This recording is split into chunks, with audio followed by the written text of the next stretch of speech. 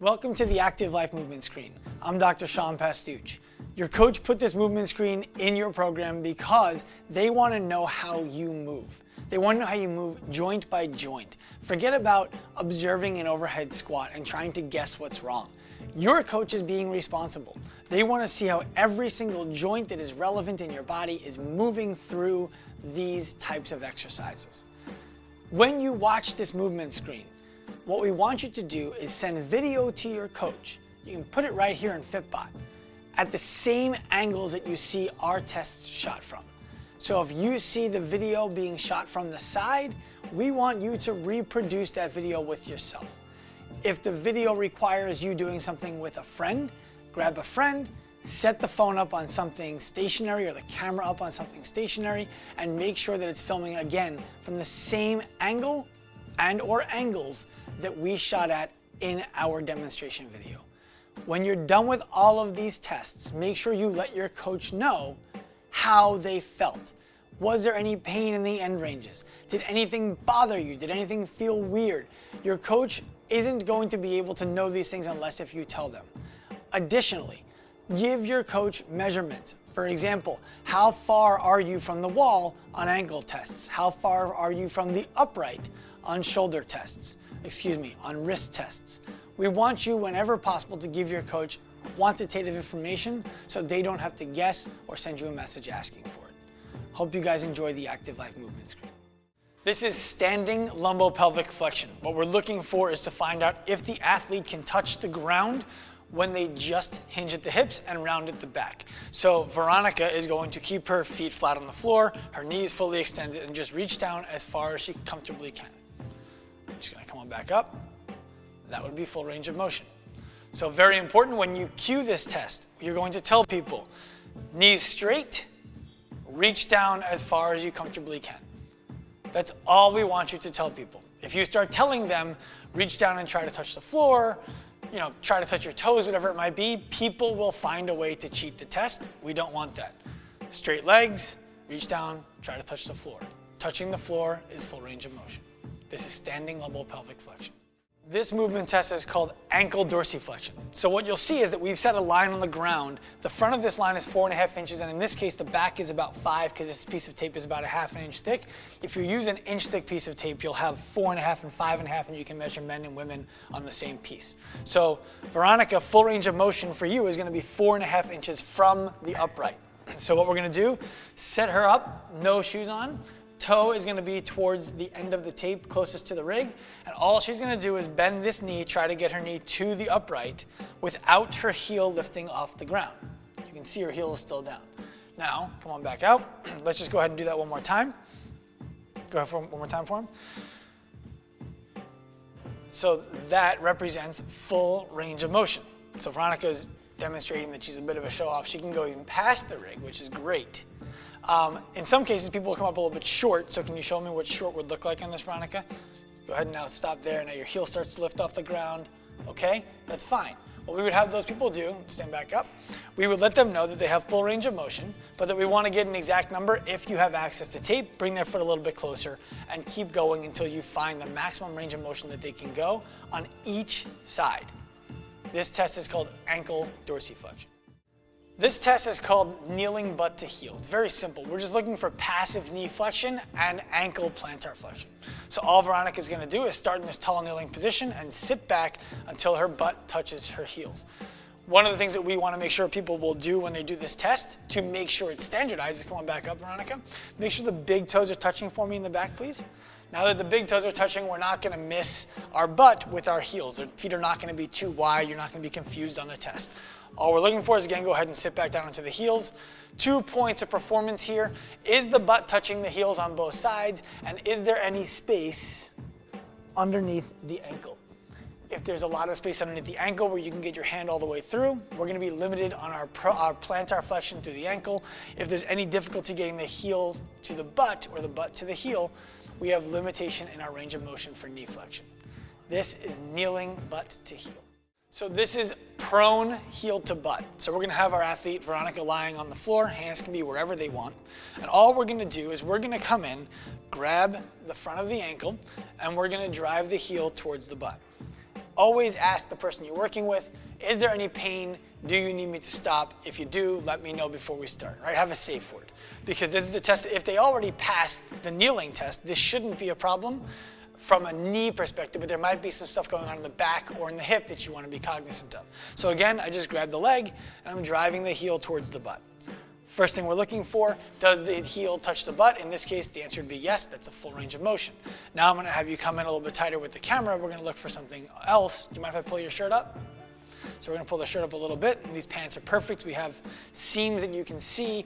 As I bring the heel to the butt, we're looking to see if this seam moves. And in this case, it does not. Somebody who has some limitations in their range of motion in the front of their leg will see some kind of shifting away with the hips. So as it comes up, it'll look something like this. You bring it up, and perfect. And her hips run to the opposite direction, or they extend back. Can you show them what extension would look like? Perfect. The whole spine locks up and everything gets tight. Some people will even experience pain in their low back when you bring their heel to their butt. So again, be careful when you do this. Make sure you're asking permission as you go along. Make sure that nothing is problematic. This is prone heel to butt. This test is called supine hip flexion. So we're having the athlete lie on their back, and we're going to be looking to see how much passive range of motion they have through their hips. Now, if somebody had any limitation on the knee tests, be careful with how you grab. We'll talk about that when we get there. So in a normal athlete, I'm gonna go ahead and put my hand underneath Veronica's back. She passed all of the knee tests, and all I'm gonna do is drive her knee towards her chest. Now we're looking for two things. Number one, can I get her thigh to her ribs without any kind of pain or pinching in her hip? So let me know, Veronica, do you feel any pain or pinching in your hip as we go? No, she's good. The second thing I'm looking for is, does her back flatten down hard into my hand? There's gonna be some flattening for everybody, but we're looking for, like, you'll know the difference when you feel it. Someone who's aggressively pushing their back into the floor, you want to stop when that starts. The third and last thing we're going to look for is, it's going to be hard for Veronica to demonstrate, but this leg will drag sometimes. Lift, and what that means is that the whole pelvis is moving and we're done with the range of motion. So full range of motion for supine hip flexion is the thigh approximates with the ribs without any kind of pinching in the front or aggressive flattening of the back. Something to note is when you do this straight on, a lot of people will have some trouble. If you bring it out a little bit, they might perform a little bit better. So just because they test limited at first does not mean that they're limited. Check a different leg slot. And be aware, both legs might be a little bit different. Lastly, if Veronica had pain in her knee when I did the knee tests with her, instead of grabbing on the outside, I would grab from the back of the hamstring. You're gonna have a little bit less leverage, it's a little bit more awkward, but you're gonna get the same result and you're not going to put the knee under any kind of stress. This is supine hip flexion. This test is called shoulder abduction. So all we're gonna have you do is cue your athlete to stand straight, palms facing forward. Try to, with your elbows straight, get your arms to your ears. So Veronica's gonna go ahead and bring her arms to her ears. And now what we're looking for here is a few points of performance. Number one, does the bicep touch the ear? In this case, you're finding that Veronica's actually coming up a little bit short, and that's fine. It's something to note. The next thing we're looking for is there space between the shoulder and the ear? In this case, that does exist. One of the things I like to do that I think you should do as well is come in and take a look. Can I put some overpressure here, Veronica? As I press, we can get her arms to her ears, which indicates to me that she does have the flexibility. She'd just be lacking some of the mobility. And that's something that we can work on fairly easily. So bring your arms back down for me, please. I'm gonna have you demonstrate one more thing for them from the back before we move to the side. Can you bring your arms back up over your head, elbows straight, and shrug your shoulders just a little bit? What you'll see here is some people will cheat the test by doing this, and this is why we're looking for the space between the shoulder and the ear. If they shrug the shoulders, you can bet that when they go overhead, hang from a bar, whatever the case might be, they're gonna find a way to compensate, and that's gonna put them at risk for a future injury. The second place we're gonna look at this test is from the side. So Sean, come on over here for me. Nope, you stay where you were. We'll have the man move, our video man. And same test, elbows straight, palms forward. Go ahead and bring those arms up over your head. Try to get your biceps to your ears.